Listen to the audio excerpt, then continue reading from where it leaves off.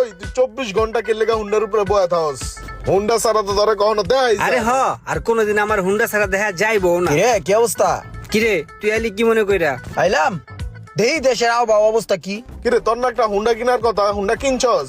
একটা হুন্ডা কিনবো বুঝছস, এর লিগেই দেখতেছে আবহাওয়া একটা হুন্ডা কিনে আলাম। মামা একটা কাম কর, তোর হুন্ডাটা একটু দে, একটা টান দিয়া দেহি।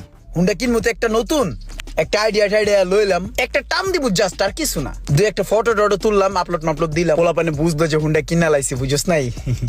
বন্ধু তোর একটা কথা কই, ডট তোর একটা গার্লফ্রেন্ড আছে। এখন তোর যদি আমি কই যে বন্ধু তোর গার্লফ্রেন্ডটা আমার 5 মিনিটের লেগে দে, লইয়া একটু ঘুরি চুরি 2-4টা ছবি টবি তুলি, একটু ফেসবুকে পোস্ট দিমু, তুই কি দিবি? দিবি না। ঠিক এই বাইকটাও আমার একটা গার্লফ্রেন্ড। সো আমি আমার গার্লফ্রেন্ডে তোর কাছে কেমনে দেই ক? ধর বেড়া, এটা কোনো কথা বলি বেড়া? কোথায় রয়েছে বেড়া গার্লফ্রেন্ড আর কোথায় রয়েছে বাইক? তুই কি লিগে বেড়া ফাইজলামি করছিস বেড়া? নাম্বারের নাম একটু চালা বুঝতে বেড়া।